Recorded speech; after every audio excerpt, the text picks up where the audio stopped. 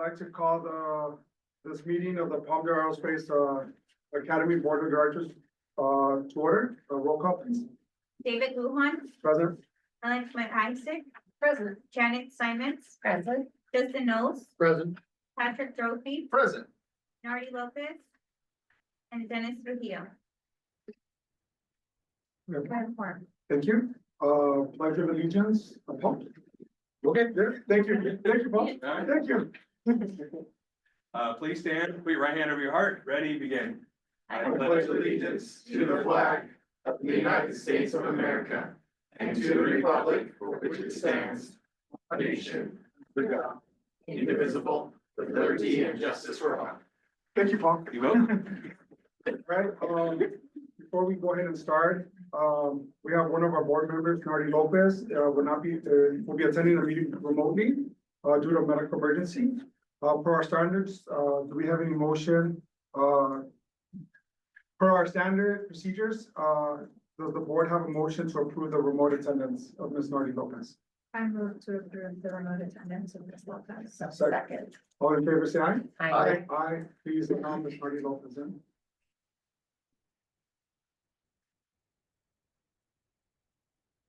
Hasn't joined the apps. She hasn't joined yet.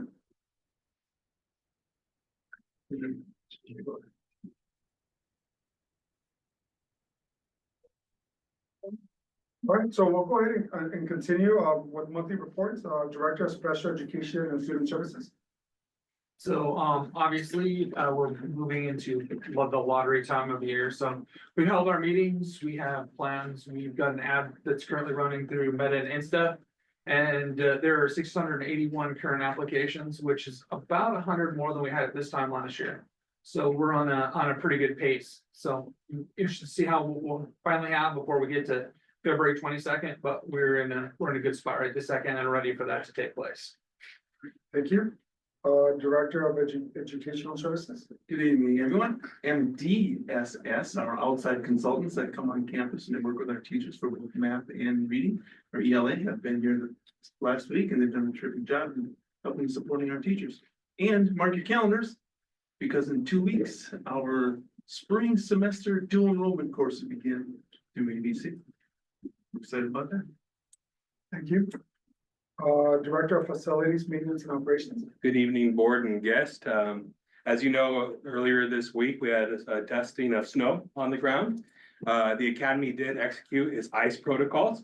While the roads were good to get the students here on site, we did have a significant amount of ice here on site as they arrived. So your facilities team showed up early, they scraped, they salted, they closed down the exterior stairwells, communicated with staff and students. And by about 10:30, everything was reopened again. So it was nice to see all that in action, and we are anticipating that later again this week as well. On a more fun note, the work in the amphitheater is scheduled to start tomorrow, and this is an audio upgrade allowing better performances, better activities and support of our students and our instructors.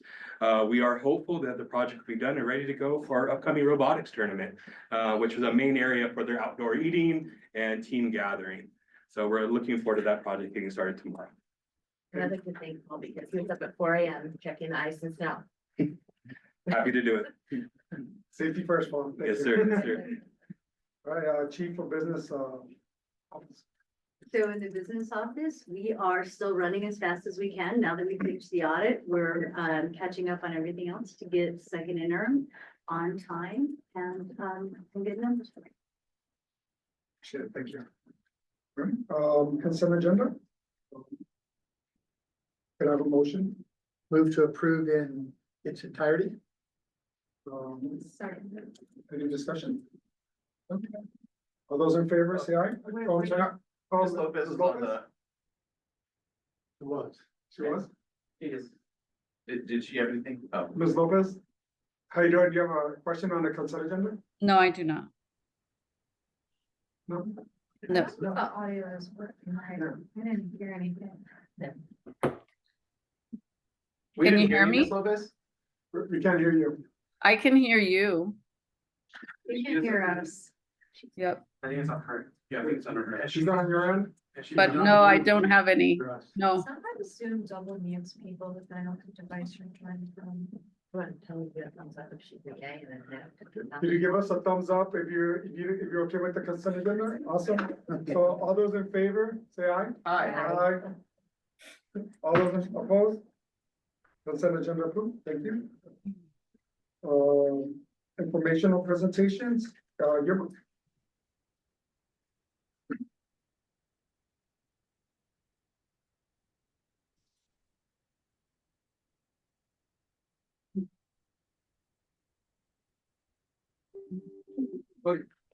Oh, but yeah. Hello, I'm Milena. I'm a senior and I'm this year's co-chief editor. Hello, I'm Abigail. I'm also a senior and I'm also this year's co-chief editor. So what we have for you is we wanted to discuss this year's yearbook theme as well as what our class has gone through to try and complete the yearbook. Can you go to the next slide? You should have it.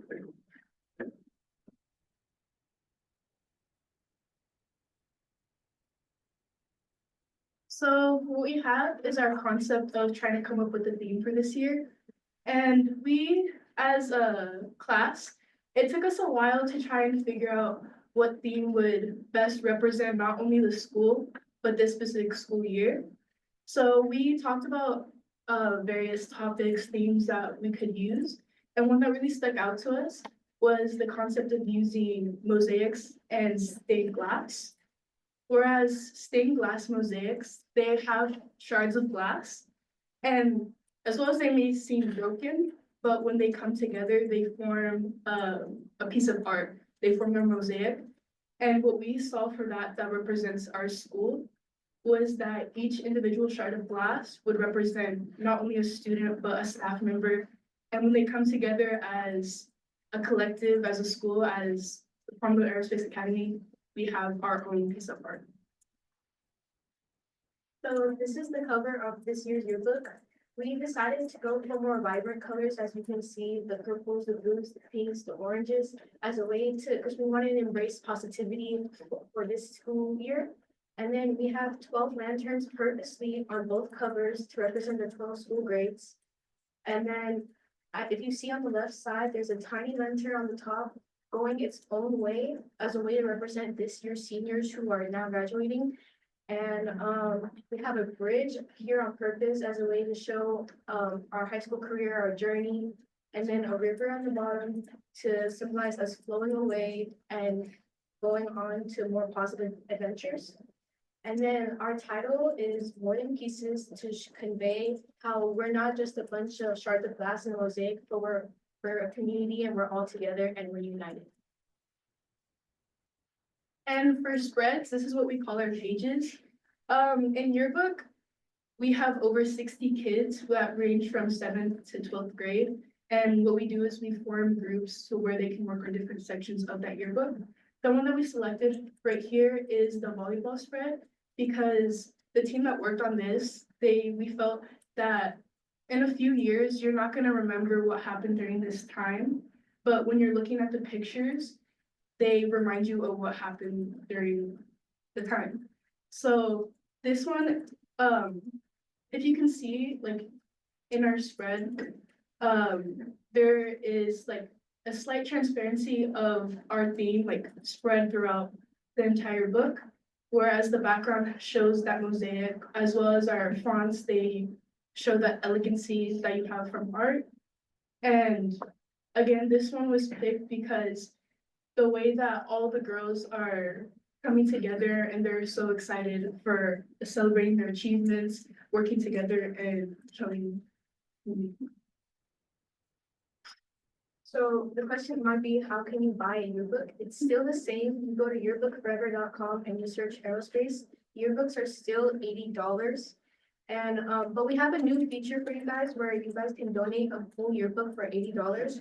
Or you can now do a custom donation, and depending on the amount you put, it will accumulate to $80 to be given to a deserving senior this year.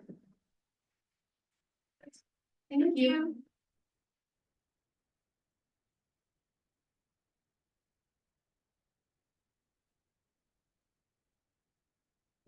First of all, great work.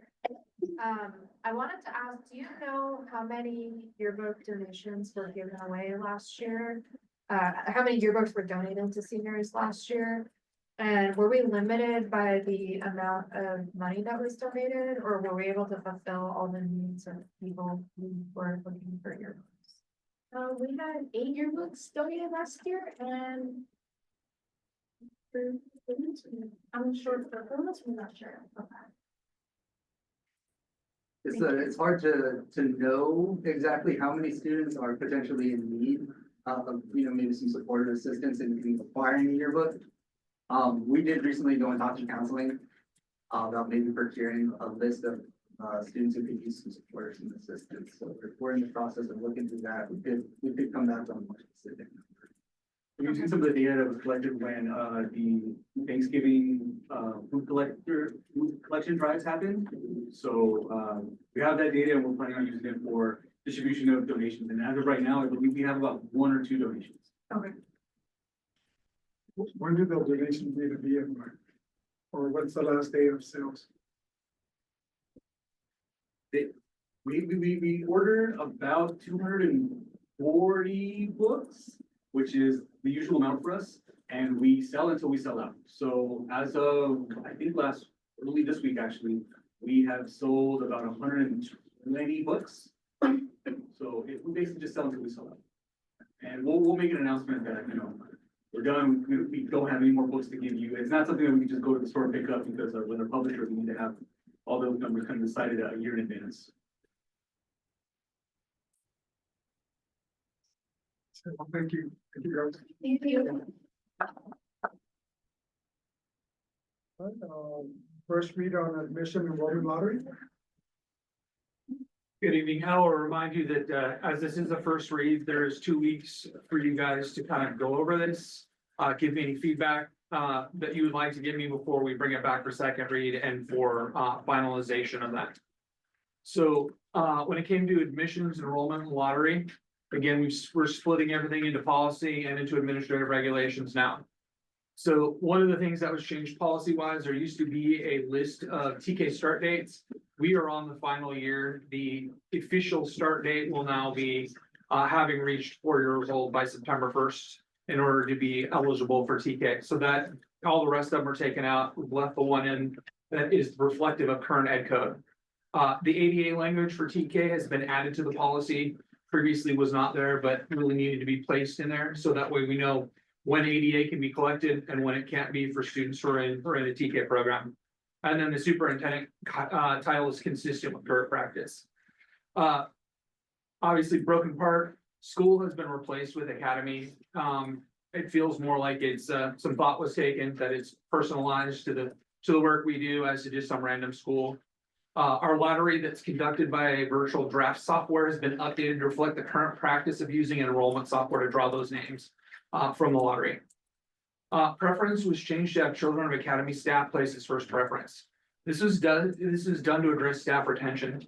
We will not go above the 10% criteria. We're not changing that part of it. But as we've experienced over the last couple of years, you've had staff members who have ended up having to leave because they could run the risk of not having their children attend in the same place where they work. So we did make that change for this time around. The policy waitlist was also updated. In the past, there was the waitlist was then drawn every month as opposed to placing the student who's applied after the lottery's done. They're placed at the bottom of whatever their preference list is. So we've updated that. And then, of course, vaccination for enrollment policy has also been updated to reflect that of education code.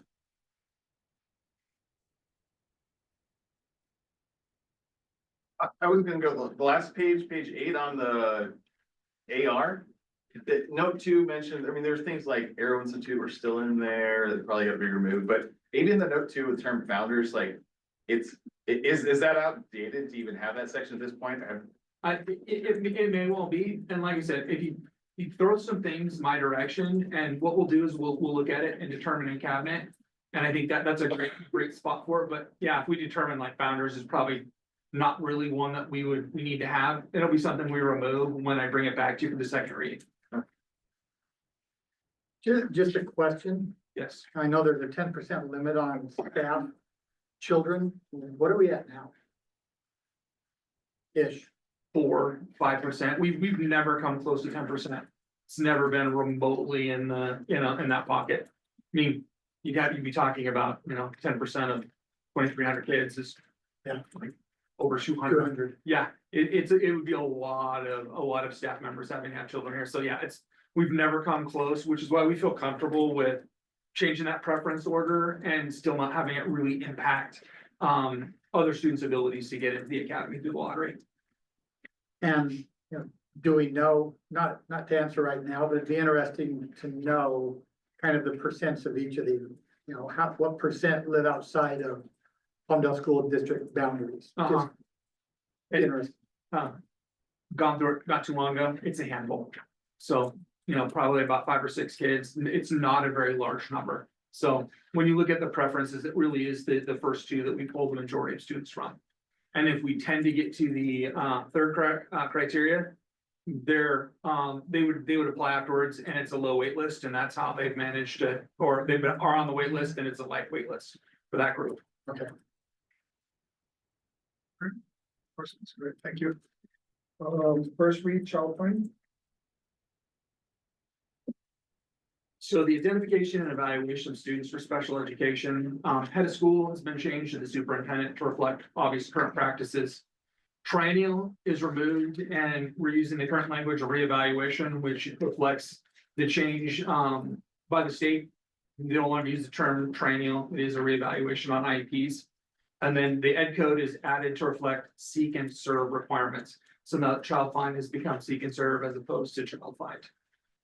There was no regulation that was explicit when it came to just the criteria for the assessment of students with disabilities.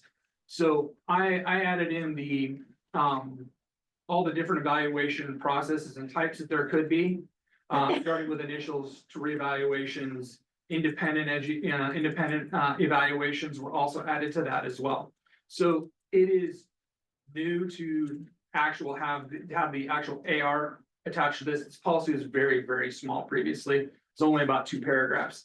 I think it's important for that to be in the board's policies.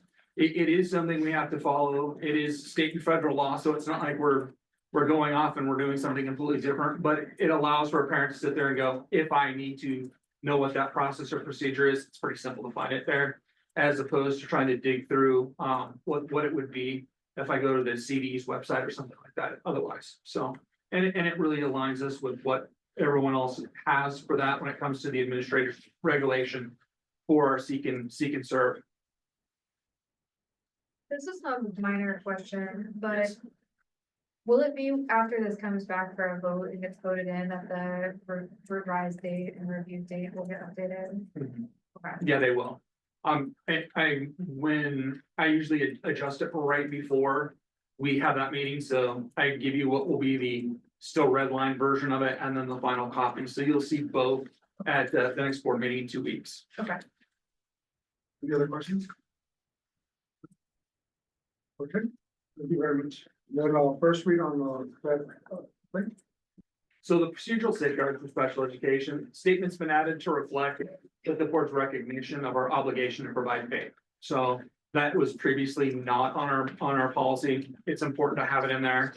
There was a paragraph about the complaint process that was removed from the policy. It's placed in the AR because that's where that needs to go.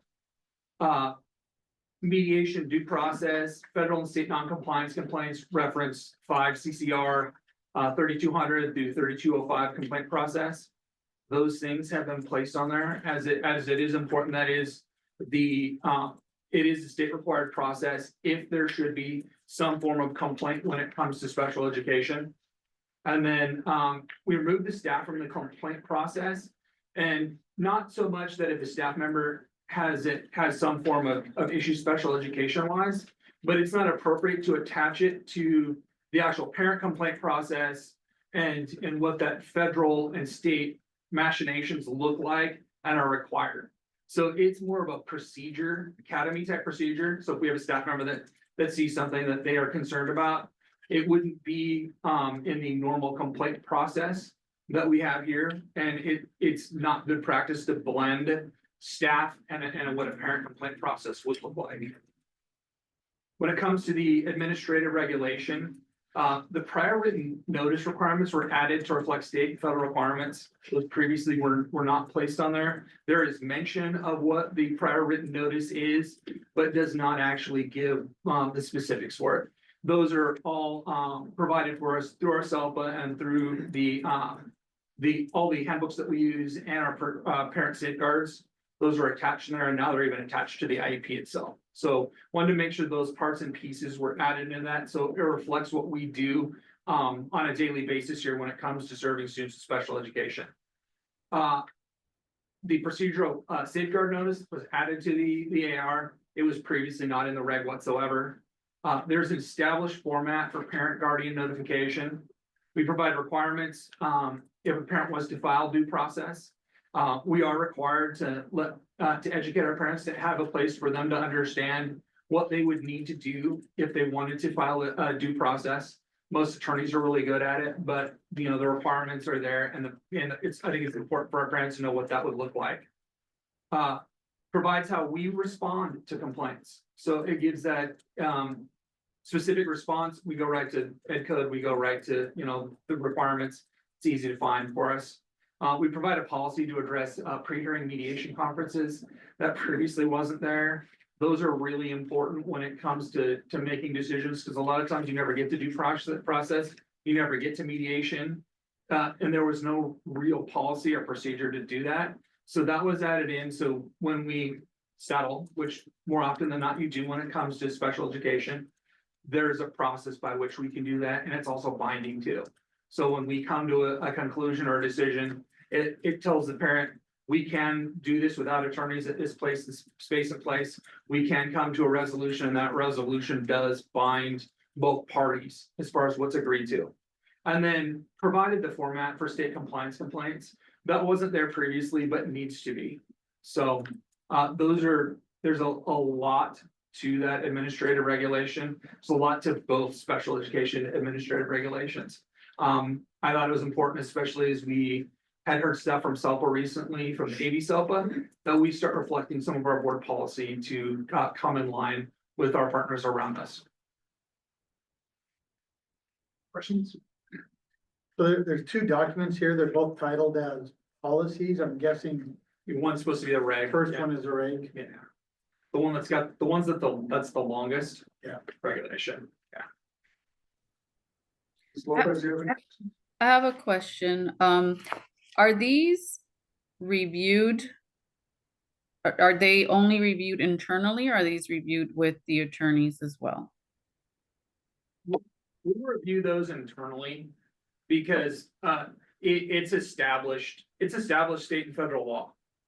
So there's nothing that's in these regulations, especially for special education, that hasn't already been reviewed by attorneys almost 100 times over in the history of special education. This is pulled directly from SELPA documents. It's pulled directly from ed code. So these are the requirements we have, and they are the expectation of the state. Okay, thank you. Sure. Student board,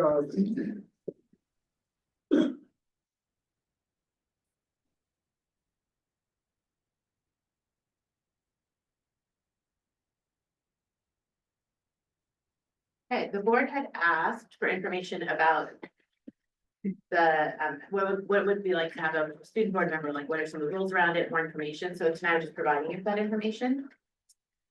So. The history is there's board interest, there's obviously student interest, because they've been here and spoken to us about it. Assembly Bill 824 passed as of July 1st, 2023, that students can be on board. Our state is one of 3 states that legally require student participation if there is a, like the students want to do it and they've petitioned for it. According to CSBA, 64% of 424 unified and high school districts have student board members, and they must be enrolled in the school, of course, and selected by their peers. So the benefits of student board members, obviously giving students a voice, having meaningful participation in the governance process, learning essential democratic skills, and then they can receive course credit. That's up to the board if they decide that they want to provide that for the students. What they can do on the board, they can attend and participate in open meetings. They can't be part of the closed session, but they can be part of all the open meeting sessions. They are recognized as full members. They receive open meeting materials, only open meeting, not closed again. They can cast votes, but they're considered preferential, so they can share their opinion. So if you're going for a vote, you can ask the student where they stand. They're giving you their opinion, but it does not count as a vote. They can serve on subcommittees and they can attend all the functions and trainings. And what they can't do is, as I mentioned, participate in closed session meetings and materials, and their power is limited to only being preferential. And then some of the challenges, only because, first of all, I really advocate for students on the board, but it's always good to look at the whole picture. So potential challenges is that they do have limited voting power. It might be hard sometimes for students to balance the academics and the board responsibilities. They might have issues with complex issues, so it might be difficult for them to understand. For example, I'm going to show you Gamut online. They might not even know what that means. We'd have to really train them and give them some professional training. There could be conflict if a board member or several board members go against what they might feel. There could be conflict, just like as in a regular board anyway. And there could be a conflict with the student body at large if their views don't match the majority, but they're really advocating for something. But these are all things I think we can train the students on and send them to the board trainings.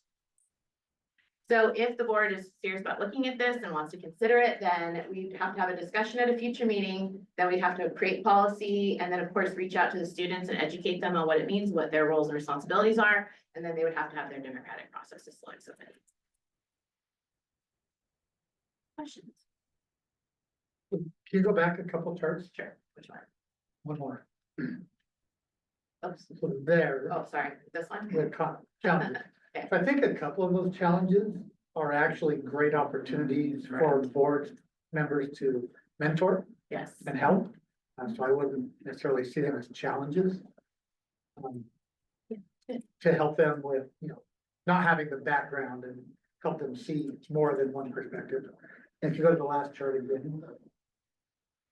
How long do we think it would take how long would their democratic process take? I mean, are we looking for this school year possibly? Or would it be likely for the beginning of the next school year? Well, they can only serve 1 year. So I would potentially want to see it for next year personally, because that way they spend the spring learning about it, educating them. We'd have to, speak to all the students, tell them what they do, figure out the process. And then whoever gets picked would be part of our reorganization meeting in the summer. So they would likely vote during the spring, so they can participate in the summer. Yeah, because then that way you're electing the board members to new committees, they can actually be part of those and. Yeah. I mean, that's my recommendation, but you all have to. Question. Yeah. Do you have a plan for student education and, how you're going to train them in that process? Well, I would need to meet with the high school principal first and our director of ed services, and we'd probably come up with a plan with the teachers. There are Student some leadership too. there are some good student leadership programs out there that they can participate in. Yeah, but I left that off here just because I thought it was the next step, but there are a lot that TPAA offers as well. Yes. Yeah. Good question. Ms. Lopez, do you have any questions? No, I do not. Good, all right. And if there's some. Yeah, if you could please stay up there for, Do we want to get this scheduled for discussion at the next board meeting? Do we want to be prepared to discuss that, or? would that be too soon to get that? I mean, you can discuss, no, I think the board can discuss it. We'll have to do several meetings because one will be discussing, do we want to vote and have this? Next step is let's look at policies, bring you some drafts and things but it will take a while. So yeah, that'd be a good So idea. we need to get it added to the agenda, to Yes. vote on proceeding. Yeah, I think we go ahead and start looking at policies. Yeah, for sure. I can bring some samples and stuff. I have several samples. Sometimes the process of getting the student board member can take a little while. Right. I think we ought to be as efficient in our process as possible, to let them go through theirs.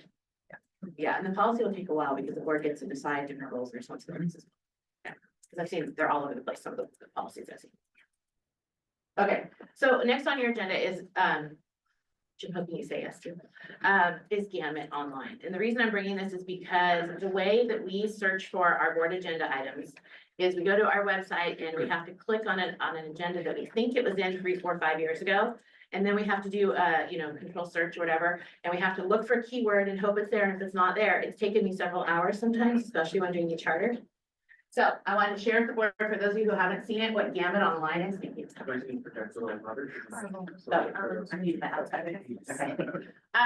is what it looks like when you, so with our new website, with any website, actually, this is just gonna be an external link or a link that's like embedded, but it goes to Gamut itself. So you see this as your first landing page. And I went to our authorizer because they already use this.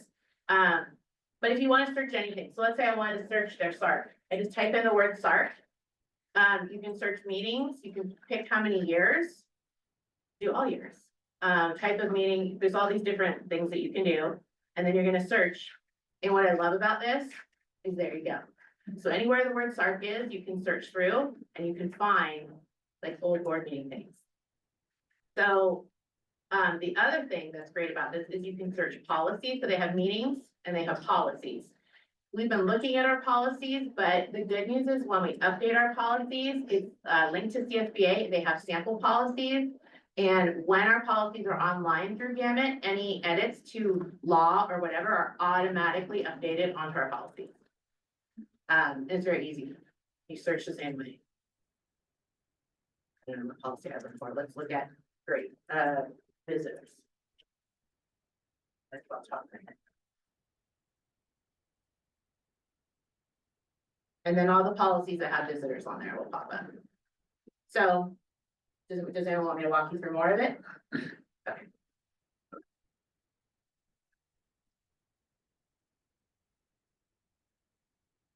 Or can we open this up for discussion, or can I get a motion?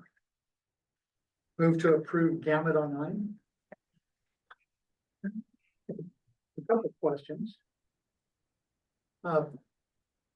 First, would all of the documents for the current meeting be put on there? So we get an email now that has the agenda and then a whole bunch of links.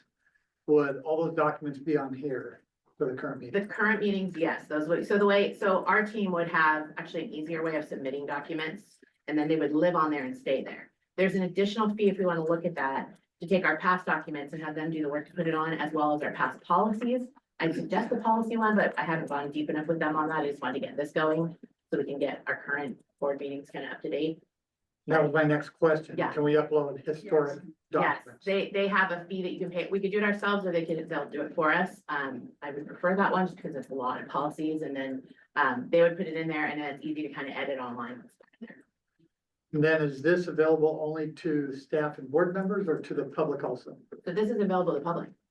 The public members can search anything. And that's been part of the problem. We've gotten emails saying, can you send me the minutes of whatever? And then John and I have sat there just searching and searching and searching. And I know Mr. Brophy has searched quite often. That's why he's laughing. But it's been difficult. So this makes it a lot easier. And so this annual fee is for all public use. Yes. Is there another section only for the board? Or Well, does so everybody see everything? So logging into Gamut itself is for internal, for our use to put it for the board, but then everything's public, just like all the board meetings. So your agenda would be public. So, Is that what you're asking? I didn't know if there was like a space for working documents or other things that's only for the board access. Yes, they have that for staff but we could include board as well. Yeah, but the public would not be able to access. So it's like the back end of it, getting everything up into it. I think that's it. Any questions? Marty, you have a question? yeah, so does this allow, it seems like it's to provide the documents after the board has adopted them, etc. Does it have a tie to be able to use it in the creation, developing of the agenda, this agenda packet? Yeah, so the internal part is what we would log into to put them all in there. And then it's a live document once we publish it. And then any member of the public can click on it within whenever we publish it. Yeah, so it'll create the agenda, it'll populate the agenda. Your staff, as they work on different agenda items, the software, that's where they live, and then Donna can pull up all those items together and create the packet. No, she doesn't have to do that. It's already in there. And again, it's you just click print PDF if you want to print it. Or download it, what do you want to do? So it looks exactly like what you have in front of you, but it's online and or you can print it out. So Okay. you don't have to go through line by line and do it. I was just asking because, for example, at the city, we use what is called Peak. And so all departments use it to load up their staff reports. And when they do that, then our city clerk's office can pull all those documents together and create the agenda that gets printed out. She doesn't have to have separate documents sent to her. It's like all there, and it just compiles the agenda. And then once the meeting is held, you could do it live, make it live, and then we watch it, and everything lives there. And then once the meeting's done, it archives it into that agenda, and et cetera, et cetera. So I'm just trying to find out if it has that previous piece that makes it easier for the agenda packet to be to get compiled together and consistent. Yeah, I mean, I could go back in and show you what that looks like. I can't log into theirs, but I can show you the different sections of the board meeting, and each section. So for example, under consent, you would have each department, and each department would upload our memo and or our item, whatever. And then it lives there live, but until published, it's not live to us. And then when we're all done, it's published as a meeting with a link, and you click on the link and all the drop downs are there. So Donna doesn't have to like create anything. Right, okay. I just wanted to make sure to make the Yeah. thing smoother if we're there. We do not have a platform for this yet, correct? This No, would be brand new? Yeah. Okay. All my questions. Any other questions? Any idea what they might charge to upload all the historic documents? No, you know, I reached out, but I don't know if I got the response yet, because I wanted to see, I want to say, I don't know, maybe 5,000. But I can get back to you on that. That might be an additional thing I bring to the board. But I'm gonna say it's well worth it. Yeah. You're keeping track of your documents. Get it done right. Gotta get a motion. I make a motion that we approve, obtaining the gamut online. Have a second? Second. All right, all those in favor say aye. Aye. All those Aye. opposed? Motion passes. Thank you. I'll bring back more info about that. All right, now we're moving over to public comments. Non-agendized items, and I have one card. Mr. Manny Lopez.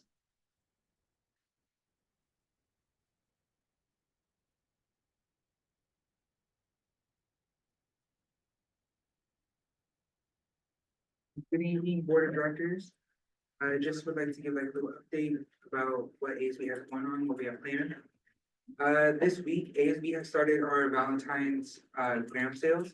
There's little notes that you can keep, just put like a one sentence onto it. And then we send it out to whoever you guys want to send it out to. That could be staff, students, whoever it may be. It includes candy and I believe like pencils and erasers. I can't really remember. Middle school's having their dance on February 2nd at 5 p.m. Their dance ticket sales have started already this week. We did have a pep rally this past week on Friday. It was for both high school and middle school. We did have a little bit issues when it came to our decor. Not a lot of stuff came in on time, so we had to pivot and make a lot of the food on our own. I'd like to thank my ASB students. Over 20 students stayed on Thursday and made the whole decor that was in the gym that same day, used it the next day. They were working like it was a factory shop. And I'd also like to give thanks to Ms. Lopez, Ms. Ramirez, and Ms. Eigler for stepping up and being the ASB advisors to us when Ms. Perry and Ms. Ortega were out on maternity leave. As they really did step up and guide us extremely. Don't really know what words to use right now. It's just really, really grateful for each and every one of them. They helped us so much. We did happen to make a going away poster for Miss Lopez and Miss Aguilar.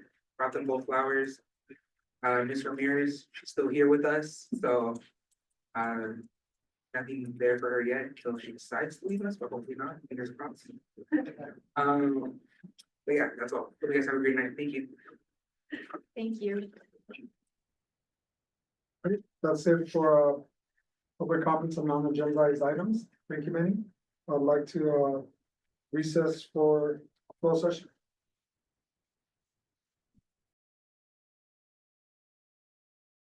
There you go. I'd like to reconvene from closed session. The following actions were taken. Mr. Knowles made a motion. I'm sorry, Mr. Knowles made a motion to approve the non-renewal of number 2024-2025-03. The motion was seconded by Ms. McIsaac. The vote was as follows, Mr. Brophy, yes, Ms. McIsaac, yes, Ms. Simons, yes, Ms. Lopez, yes, and I voted yes. And Mr. Knowles. Mr. Knowles. Oh, and Mr. Knowles, yes. Okay. Then the motion passed.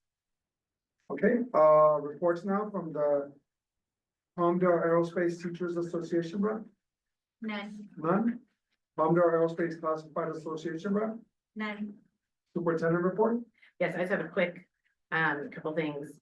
I received information that the next AV School Board Association dinner will be Monday, this coming Monday at 6 o'clock at Cole Middle School. I cannot attend, it's my first class ABC, but if you all can attend, you're welcome to attend. Just let Donna know by Friday. And then as you got the information today, the Palmdale School District Gala, we have a few board members attending. So if you can attend and didn't respond, let us know.